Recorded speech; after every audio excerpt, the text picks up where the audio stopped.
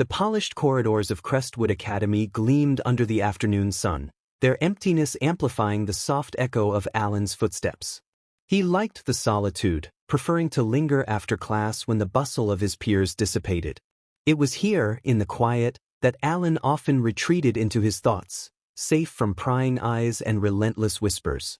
Yet today, even the stillness couldn't drown out the magnetic pull of Andrew Carter. Andrew, the embodiment of effortless charisma, seemed to dominate every room he entered.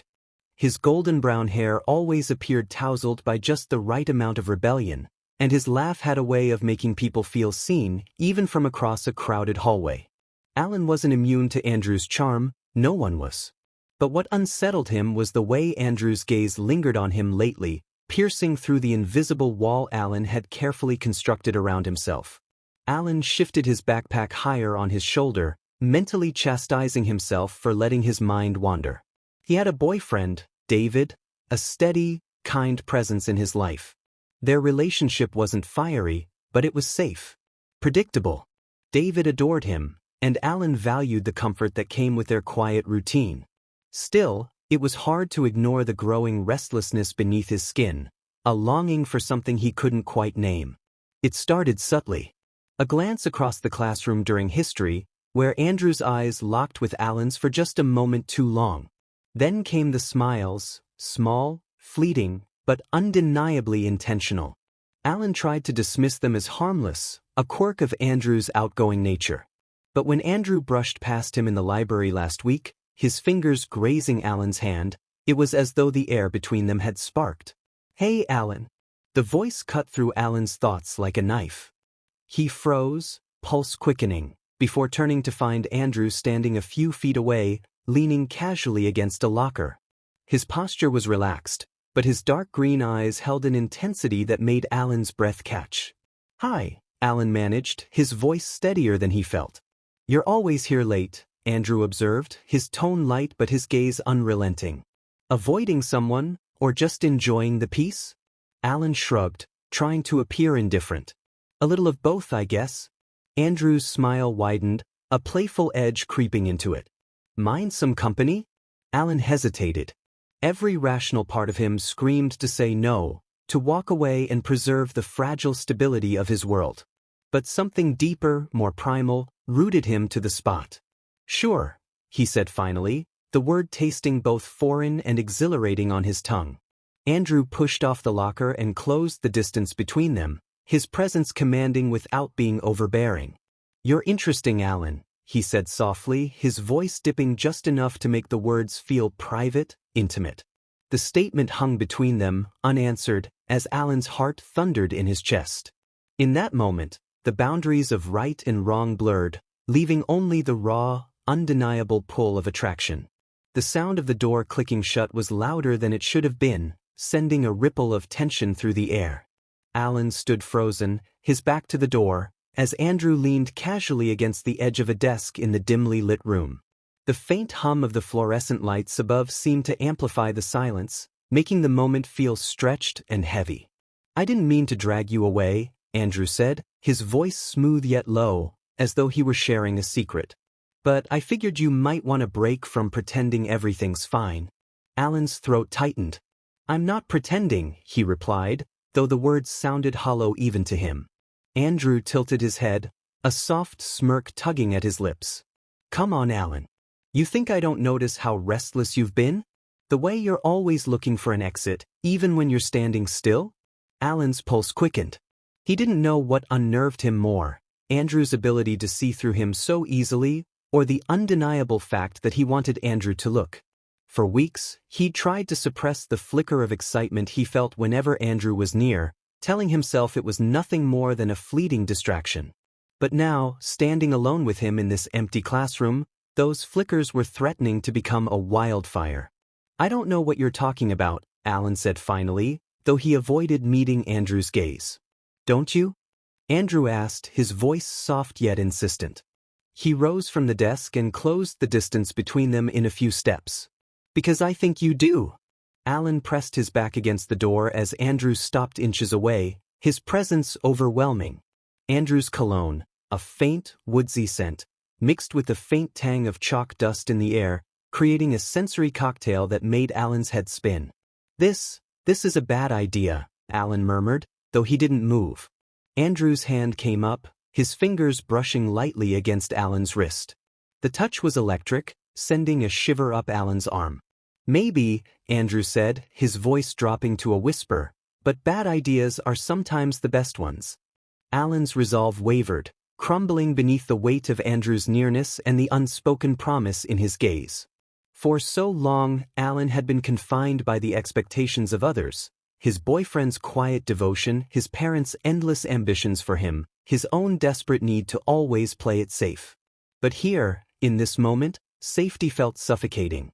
Before he could stop himself, Alan closed the gap between them. The kiss was tentative at first, a question rather than a statement. But Andrew responded immediately, his hands sliding up to frame Alan's face, deepening the kiss with a fervor that left no room for doubt. When they finally pulled apart, Alan's chest heaved, his heart pounding against his ribs. "This changes everything," he whispered, his voice barely audible. Andrew's lips curled into a smile. "Good." Alan sat alone at his usual spot in the library, the late afternoon sun casting long shadows across the worn wooden table. His fingers hovered over an open textbook, but the words blurred, refusing to take shape. His mind replayed the kiss in the empty room, Andrew's touch, the heat of it, the way it had left him unmoored and craving more. He hadn't spoken to Andrew since. Each time their paths crossed in the halls, Alan either looked away or disappeared into the nearest crowd, his heart racing with a volatile mix of guilt and longing. It was unbearable, this duality.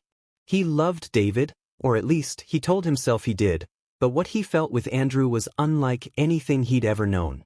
The familiar chime of his phone broke the silence, pulling him from his thoughts. It was a message from David. "Miss you. Dinner tonight?" Alan's stomach twisted. David was always so thoughtful, so steady. And yet, thinking of him now felt like dragging himself through wet sand.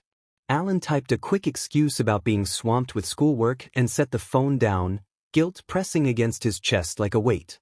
"You're good at running away." The voice startled him, and Alan looked up to see Andrew standing at the edge of the table.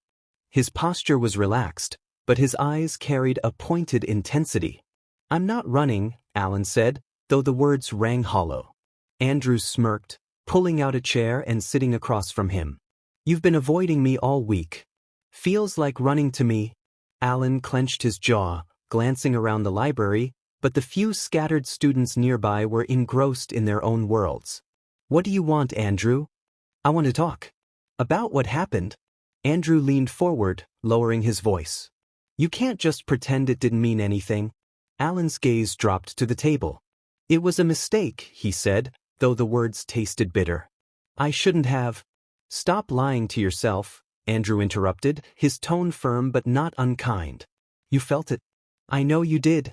Alan's head snapped up, anger flaring in his chest. "You don't know anything about me." Andrew held his ground, his expression calm yet unyielding. "I know you're miserable," he said. "And I know you're staying in a relationship that doesn't make you happy because you're scared of what it means to want something else." "To want me?"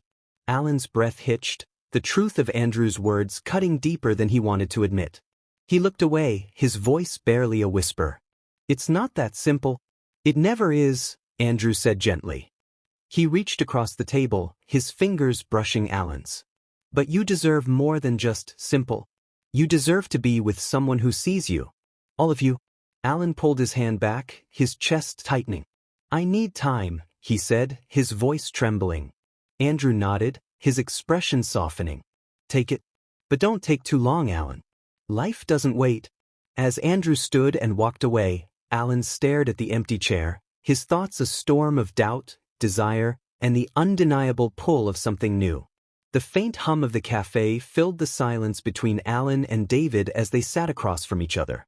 The warm aroma of brewed coffee did little to ease the cold pit in Alan's stomach.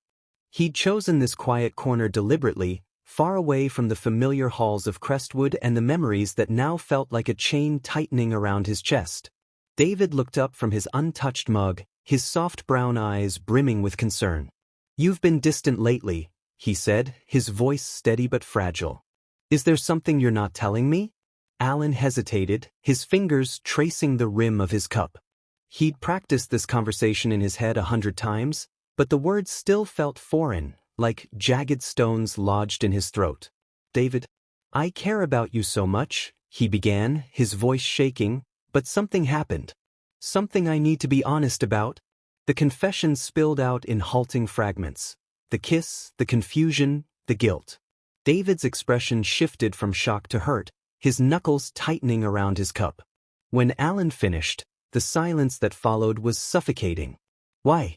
David asked finally, his voice breaking. I thought we were happy. Alan looked down, unable to meet his gaze.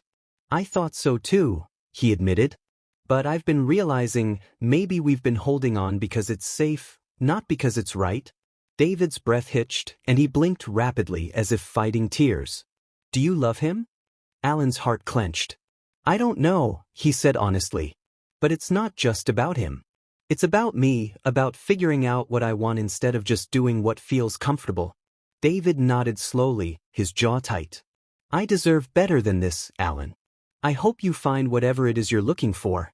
The weight of those words lingered as David stood, leaving the cafe without a backward glance. Alan sat there for a moment, staring at the empty chair across from him, feeling both relief and heartbreak. Later that evening, Alan found himself on the school rooftop, the city lights stretching out endlessly before him. The crisp night air stung his skin, but he welcomed the clarity it brought. He heard the faint creak of the rooftop door behind him and turned to see Andrew stepping out, his expression unreadable.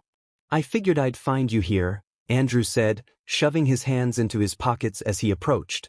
Alan smiled faintly. It's quiet up here. Good for thinking. Andrew stopped beside him, leaning on the railing. So, what's the verdict? Am I about to get a thank you speech or a goodbye?